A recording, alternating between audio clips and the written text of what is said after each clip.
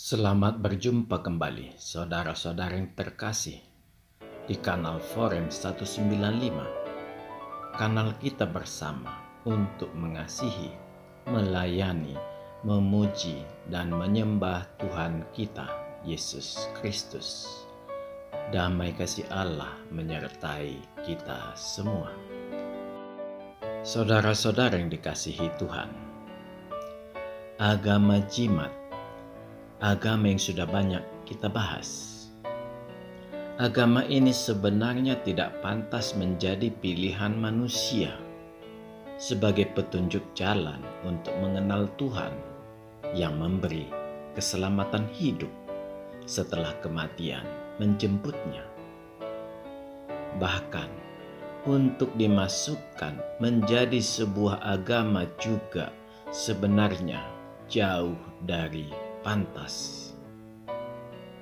Itu akan menjadi terang benderang bila kita melihat isi al-langit, yaitu kitab suci agama jimat yang merupakan hasil memperkelirukan Alkitab. Bisa kita bayangkan, Alkitab yang berisi berita keselamatan, tetapi bila diperkelirukan, apa yang akan mereka peroleh? Dari sini sebenarnya mereka harus sadar. Tetapi disinilah problematik bagi mereka. Walaupun ada dari mereka yang sadar, semua tertutupi dengan doktrin dan ancaman. Bahkan taruhannya adalah nyawanya sendiri. Sekalipun demikian, saat ini semakin banyak yang murtad dari agama jimat ini. Dengan keberanian yang mengagumkan, mereka menyatakan keluar dari agama jimat. Puji Tuhan, mereka memilih menyelamatkan kehidupan kekalnya. Memanglah, isi al-langit sama sekali tidak masuk akal. Selain itu, mengapa ada Tuhan begitu iseng melarang sebuah kitab suci diterjemahkan ke bahasa ibu setiap umatnya? Bukankah akan lebih baik diterjemahkan? Dengan demikian, Tuhan dapat dikenali umatnya dengan cara lebih pribadi. Bila melalui perantara, sudah bisa dipastikan kesalahan akan terjadi.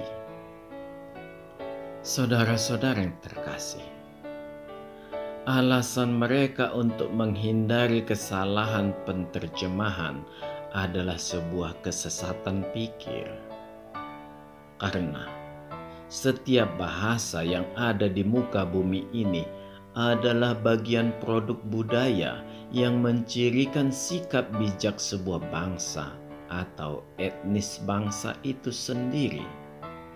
Dan sikap bijak ini tidak akan bisa diklaim hanya dimiliki satu bangsa saja.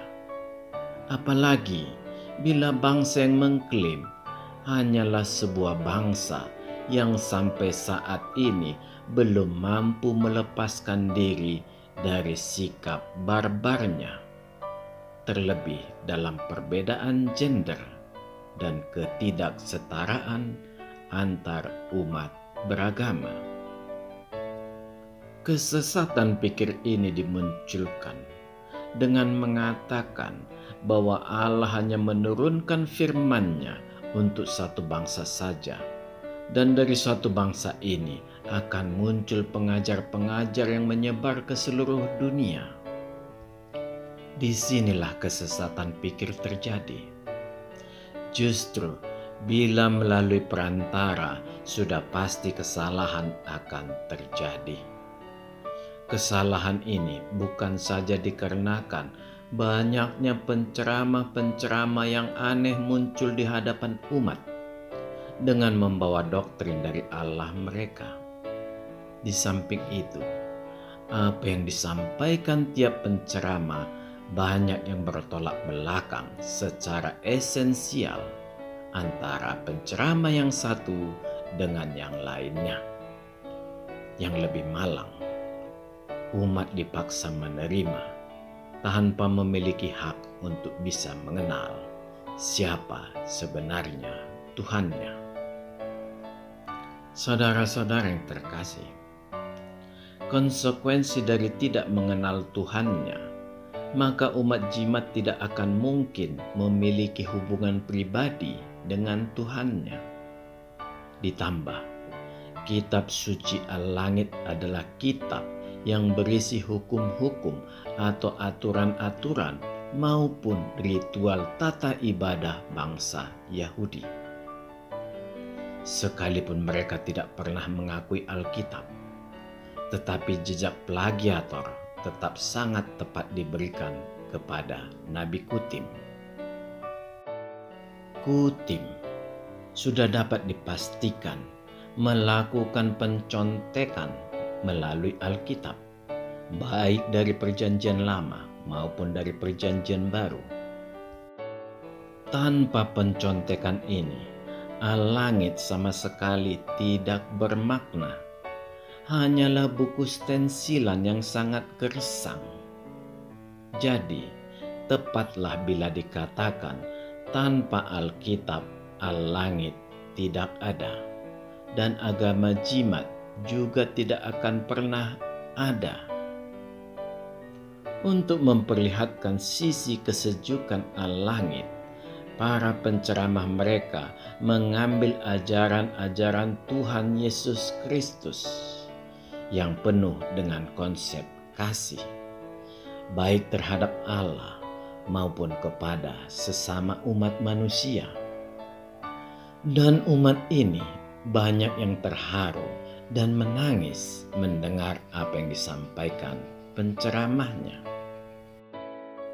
Andai kata mereka bisa mengerti bahasa sorga yang dipakai menulis Al-Langit, maka mereka akan mengatakan penceramahnya hanyalah kumpulan penipu. Sebab ajaran itu tidak ada di Al-Langit, melainkan diambil dari Alkitab. Inilah pentingnya mengenali Tuhan, Nabi, dan kitab suci. Saudara-saudara yang terkasih, pertanyaannya, apa sebenarnya yang disembunyikan Tuhan mereka itu? Mengapa Allah mereka tidak mau dikenal umatnya lebih dekat? Banyak umat ini mendalami Al-Langit dan sejarah Nabi Kutim dengan menggunakan akal budinya. Hasil penggaliannya membuat dirinya terkejut sebuah kenyataan kebaikan-kebaikan ajaran di Al-Langit bukanlah ajaran Tuhannya, melainkan hukum yang diturunkan Allah Yahweh kepada bangsa Israel dan dari pengajaran Yesus Kristus sendiri. Ajaran yang benar-benar asli berasal dari Allah mereka di agama jimat justru membuat umat mereka menjadi miris dan ketakutan. Dari sini terlihat sikap mendua hati umat jimat yang membuat mereka selalu dalam kondisi kebingungan. Mereka menghadapi dua Allah yang berbeda di dalam kitab suci mereka. Dan memanglah, latar belakang agama jimat ini merupakan agama yang mencampur adukkan agama atau ritual pagan dengan agama Kristen. Di sini, agama Kristen yang diadopsi agama jimat juga sebenarnya bukan agama Kristen yang sesungguhnya, melainkan ajaran Kristen yang diselewengkan oleh Arius dan disebarkan oleh Nestorius pada abad ke-5 dan ke-6 yang dikenal dengan nama agama Nasran. Tidak mengherankan, ajaran agama jimat identik dengan ajaran Arius, menentang ketuhanan Yesus Kristus. Jadi, sebenarnya bukan hasil dari sebuah wahyu, karena wahyu harus merupakan hal yang baru atau berupa penguatan terhadap janji Allah yang sebelumnya telah diberikannya. Yang jelas, tidak ada hal yang baru yang diberikan Allah langit kecuali membelokkan isi Alkitab. Pembelokan Alkitab ini yang mereka nalar dengan mengatakan Alkitab sudah dipalsukan. Sungguh sangat mengenaskan. Bila saja mereka mau membaca Alkitab, maka mereka akan merasa malu. Wahyu yang diterima Kutim itu sangat jauh dari konsep kasih. Bahkan lebih tepat dikatakan penuh dengan ajaran yang jauh dari moralitas. Bila secara nilai moralitas sangat merosot, apakah ini dapat disebut penyempurnaan? Saudara-saudara yang terkasih, sebuah kenyataanlah bahwa agama jimat dianut bermiliar manusia di muka bumi ini, dan jumlah ini tidak akan berkurang. Umat jimat akan terus bertambah, dan itu terjadi bukan karena hasil dari sebuah penyebaran agama, sama sekali bukan. Karena sebenarnya semakin banyak manusia yang sadar pada tipu daya iblis yang ada di balik agama ini, dan mereka keluar. Iya, nilai jual agama ini sebenarnya semakin menurun. Kenaikan jumlah pemeluknya hanya terjadi akibat begitu banyaknya keturunan umat ini yang diperoleh dari proses kawin kontrak. Sungguh sangat mengerikan. Tetapi Tuhan Maha Kasih. Dia tidak menginginkan semakin banyak manusia yang jatuh ke dalam kesesatan yang berlanjut. Tuhan menggunakan teknologi internet untuk membuka selubung kegelapan yang melingkupi agama ini. Semua semakin terbuka, dan agama ini ditelanjangi habis-habisan. Saudara-saudara yang terkasih, seberapa kuat juga mereka mempertahankannya. Mereka semua dikejar oleh dirinya sendiri melalui hati nurani mereka sendiri, demi mempertahankan betapa anehnya Tuhan yang ada di agama mereka. Banyak mereka yang sadar siapa sebenarnya Tuhan yang sesungguhnya atau Tuhan yang benar itu. Tetapi mayoritas mereka bertahan tidak mau berpaling dikarenakan ketakutan pada ancaman pada nyawa mereka sendiri. Sungguh mengenaskan.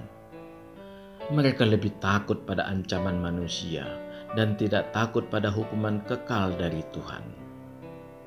Akibatnya, Tuhan yang benar itu, yaitu Allah Yahweh itu, mereka racik atau mereka ramu menjadi Tuhan yang sama juga dengan yang ada di agama jimat.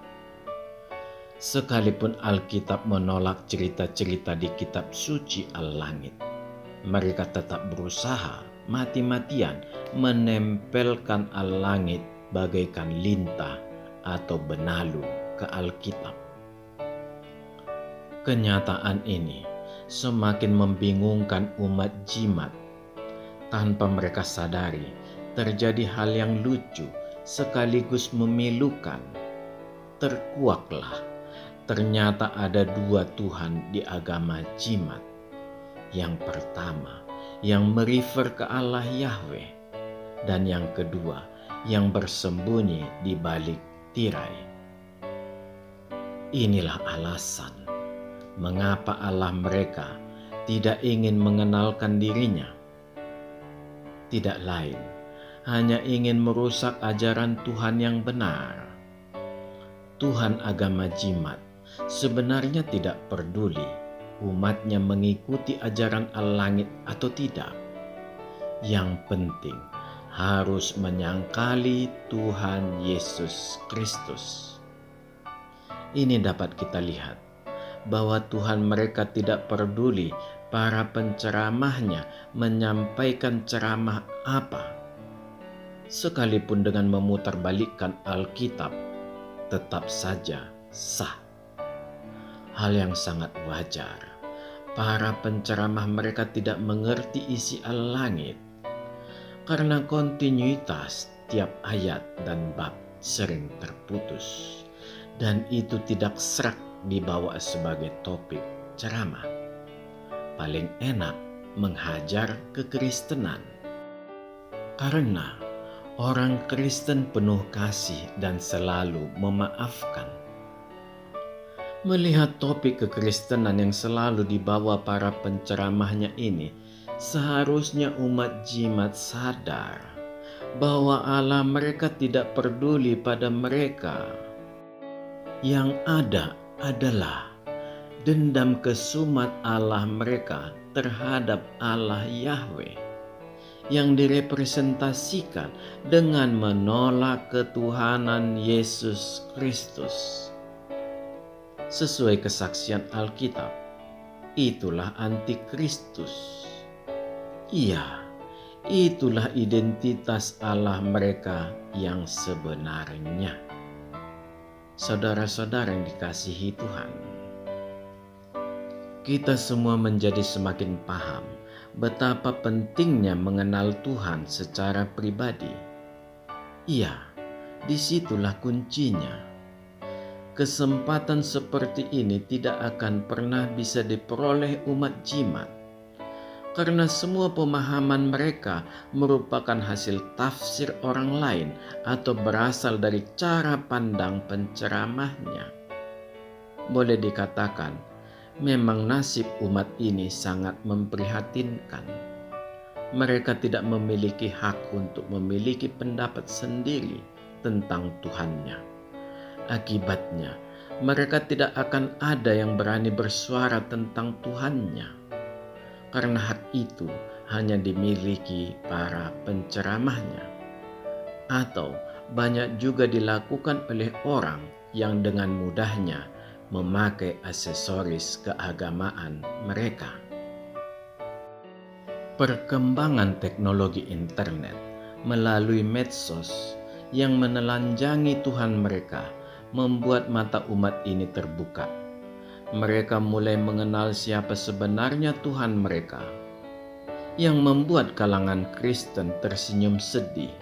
Mereka mengkonternya habis-habisan dengan cara menghina kekristenan. Tampaklah lubang yang terlihat begitu menganga. Secara logika sehat, seharusnya mereka mengambil kitab sucinya dan berusaha menerjemahkannya mati-matian untuk melihat kebenaran yang dikatakan di internet.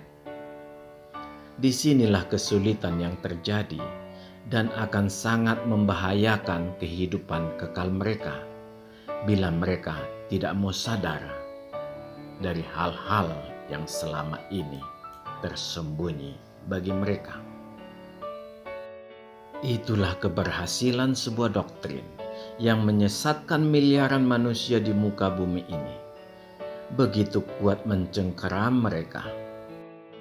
Pilihan ada di tangan umat ini, terus tenggelam atau keluar dari agama jimat. Saudara-saudara yang terkasih, begitu banyak perkeliruan Alkitab yang begitu terang benderang diperoleh di kitab suci mereka.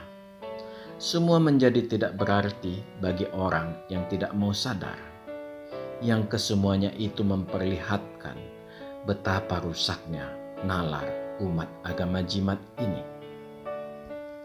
Kerusakan nalar ini bukan saja menimpa kalangan berpendidikan rendah. Kalangan yang berpendidikan tinggi juga tidak kalah rusaknya. Bahkan banyak kalangan ini justru memutarbalikkan nalar umat yang sederhana. Sungguh sebuah kejahatan yang tidak terhingga. pengetahuan mereka digunakan untuk menyembunyikan kebenaran Tuhan yang bisa menjauhkan umat dari Tuhan yang benar. Perbedaan yang diciptakan akibat salah mencontek oleh Kutim, yaitu nabi mereka ini, tetap mereka bela habis-habisan dengan mengatakan Alkitab sudah dipalsukan. Banyak umat ini masih menutup mata, tidak mau melihat mana kitab suci yang lebih tua sebenarnya antara Alkitab dengan Al-Langit. Belum lagi, Alkitab dipakai bukan saja oleh kalangan Kristen semata. Ini juga mengindikasikan apa pengaruh mempelajari agama jimat. Tidak akan jauh dari menghasilkan kebodohan belaka. Karena kebodohan lahir dari akibat nalar yang semakin memudar. Masihkah bertahan pada Nabi Kutim dan Al-Langit? Segera keluar dari pengaruh buruk Kutim. Tidak ada hal yang baik dari Al-Langit, karena sebagian besar diambil dari Alkitab dan merusaknya. Segera melangkah kepada Tuhan Yesus Kristus. Dia akan mengaruniakan kehidupan kekal bagimu dan damai sejahtera Allah bersamamu. Pesan bagi yang masih mengeraskan hatinya, periksalah Kutim demi hidup kekalmu. Jawablah dengan nuranimu, siapa yang lebih besar, Kutim atau Yesus Kristus? Amin. Tuhan memberkati kita. Marilah kita masuk ke saat teduh sejenak.